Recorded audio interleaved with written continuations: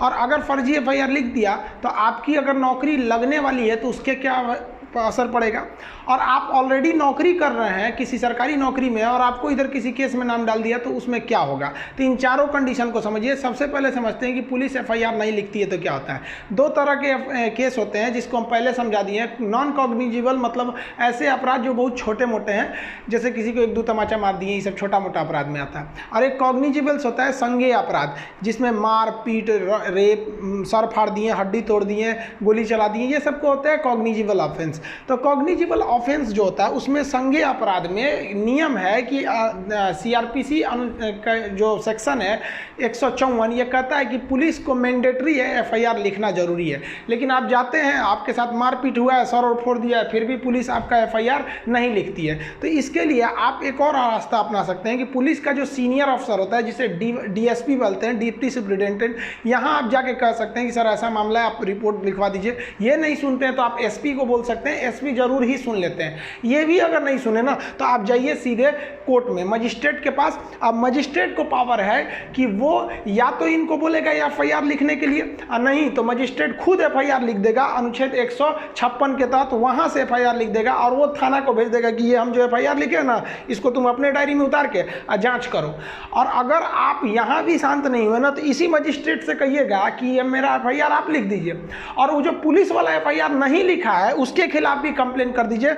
और उसके लिए सीआरपीसी की धारा 166A आता है। तो 166A के खिलाफ आप पुलिस में भी कंप्लेन कर सकते हैं। तो पुलिस वाले अगर ज़्यादा नहीं सुनते हैं ना, ये लोग थाना में बैठ के अपने आप को बहुत ज़्यादा होशियार समझने लगते हैं। तो आप कोई छोटा मोटा भी वकील लेके चले जाइएगा ना तो ये लोग शांत हो जाते हैं। नहीं तो आप आराम से कहिए, if you will not return my FIR then I will take legal action against you and by honourable high court under the section 166A। वो समझ जाएगा कि भाई पहुंचा फकीर है, इसका लिख दो।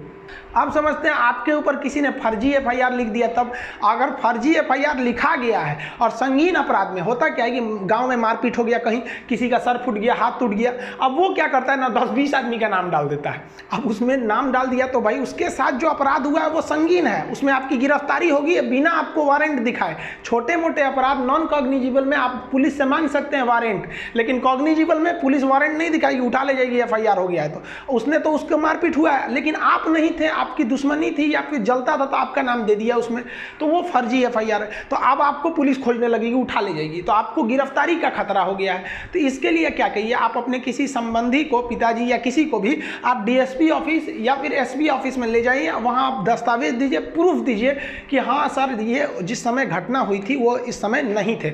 आप अगर नहीं इन्वॉल्व थे तो कोई ना कोई तो प्रूफ होगा ही आपके पास कि उस समय हम यहाँ थे। मान लीजिए आप किसी दोस्त के पास थे तो उस दोस्त को ले जाके आप अपने पिताजी के साथ या किसी दूसरे के साथ इन लोग के पास भेजिए। ये नहीं कि अपने चल जाए, साहब हम नहीं थे तो उठा के डाल देगा सभी, सब अपने में मिले रहते हैं सब। तो इन लोग को आप ले जाके कर सकते हैं। एसपी बहुत अच्छा से सुनते हैं क्योंकि एसपी को खरीदना बहुत बड़ा, वो बहुत बड़े बड़े लोग का, फिर यहाँ मंत्री उंत्री लोग का सोर्स चलता है एसपी के पास, नॉर्मल आदमी का नहीं चल पाता। तो ये आपकी बात को सुन सकते हैं और इन लोग के पास, दोनों लोग के पास ऑर्डर होता है कि नो अरेस्टिंग का आदेश जारी कर सकते हैं, अभी इन्हें अरेस्ट नहीं किया जाए। लेकिन अगर मान लिया कि ये लोग भी अगर आपकी बात नहीं सुन रहे हैं तब क्या कीजिएगा, तब आप चले जाइए एंटीसिपेटरी बेल लेने के लिए। आप अगर गिरफ्तार नहीं हुए हैं तो आप वकील को करिए तुरंत अपने डिस्ट्रिक्ट कोर्ट में एंटीसिपेटरी बेल, जिसे कहते हैं अग्रिम जमानत, ले लीजिए। हमारे ऊपर भी कई जना लोग ने फर्जी एफआईआर कर दिया, कोचिंग में पढ़ाते रहते तो उल्टा सीधा काम कर देता है सर। फर्जी एफआईआर लिख दिया, एफआईआर हो गया हमारे नाम पे, पुलिस आई गिरफ्तार करने के लिए, पुलिस कह रही है खान साहब हम आपको गिरफ्तार करेंगे। हम कहे मत करिए महाराज, हम लेके चलाते हैं एंटीसिपेटरी। तो कहा ठीक है जाइए लेते ही। तो देखिए पुलिस को भी पता है कि कौन क्राइम किया है कौन नहीं किया, खुद पुलिस बोल रहे थे कि आप लेते आइए यहाँ पे। तो हम गए वहाँ पे, देखिए हमारे ही फोटो है, शायद यही कपड़ा भी पहने हैं क्या, नहीं दूसरा है, मिलता जुलता है। तो वहाँ पुलिस के, वहाँ गए कोर्ट के पास, तो जज पता है, देखिए कानून अंधा होता है, जज अंधा नहीं होता है, सब समझता है। तो हमको एंटीसिपेटरी बेल दे दिए, तो हम एंटीसिपेटरी बेल लेके आ जाएंगे ना। अब पुलिस के सामने घूमते रहेंगे तो पुलिस गिरफ्तार नहीं कर सकती हमको। अब पुलिस केवल सबूत इकट्ठा करेगी या जज को दे देगी, वहाँ पर एंटीसिपेटरी बेल आपके पास रहना चाहिए। लेकिन क्या होगा कि आप एंटीसिपेटरी बेल भी नहीं लिए हैं, आप पुलिस, डीएसपी, एसपी भी आपकी बात नहीं सुने, आप कहीं घूम रहे हैं, आपको पुलिस पकड़ ले गई। अब तो डाल देगी जेल में। जब जेल में डाल देगी तो उसके लिए भी आपको बेल लेना पड़ेगा।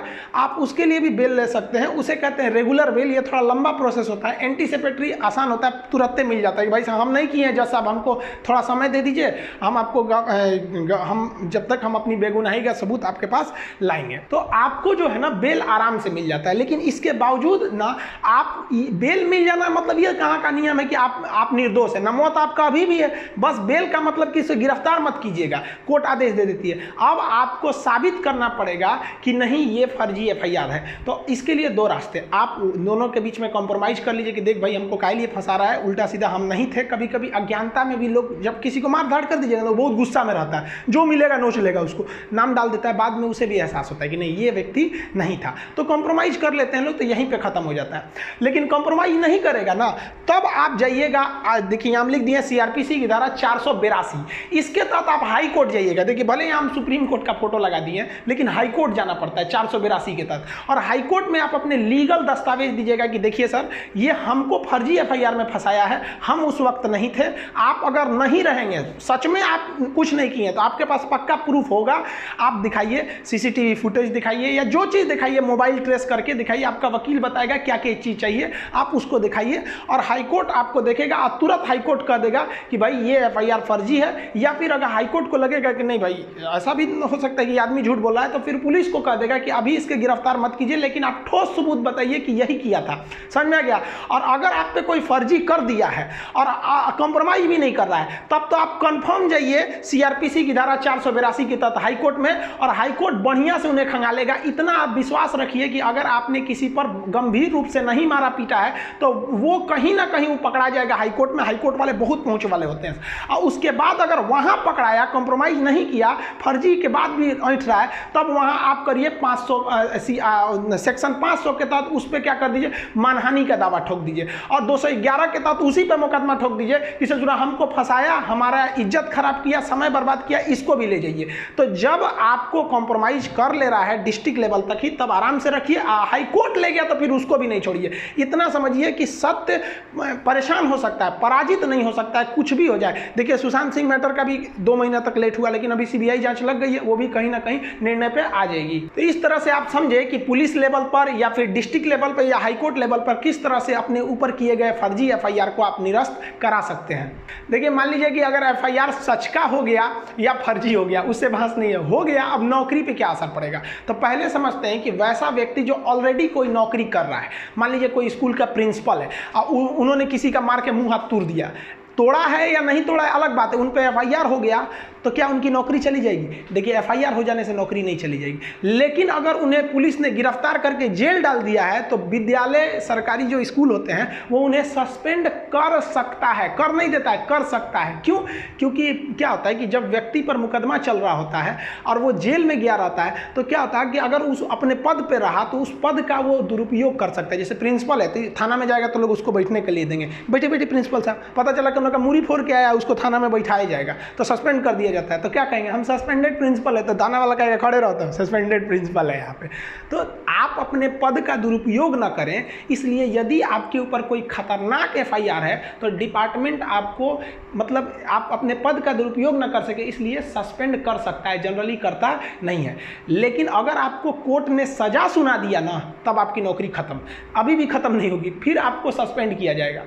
लेकिन आप मान लीजिए डिस्ट्रिक्ट कोर्ट ने आपको सजा सुनाया, जैसे आप हाई कोर्ट में अपील कर देंगे आपकी नौकरी बच जाएगी, सस्पेंड रहेंगे आप। समझ में गया? सस्पेंड से फिर हो सकता है कि आप जॉब में आ जाए। लेकिन अगर हाई कोर्ट ने भी फिर से आपको सजा सुना दिया, फाइनली कह दिया कि नहीं भाई, सुप्रीम कोर्ट ने भी सुना दिया, तब तो आपकी नौकरी चली जाएगी कॉग्निजिबल अपराध में, इस तरह के मुकदमे में। अदरवाइज में आपकी नौकरी नहीं जाएगी, आप अपील में रहेंगे तब तक नौकरी नहीं जाएगी। पता चला डिस्ट्रिक्ट कोर्ट ने आपको सजा सुनाया और इधर आप सस्पेंड हुए और आपने हाई कोर्ट में अपील नहीं किया कि भाई साहब हमने गलती नहीं किया था, तो आपको टर्मिनेट कर देगा। टर्मिनेट मतलब खत्म, सस्पेंड का मतलब होता है आधी सैलरी देना। जब आप जॉब में आते हैं ना, तो बाकी जो आधा काट काट के रखा था वो भी दे देता है आपको।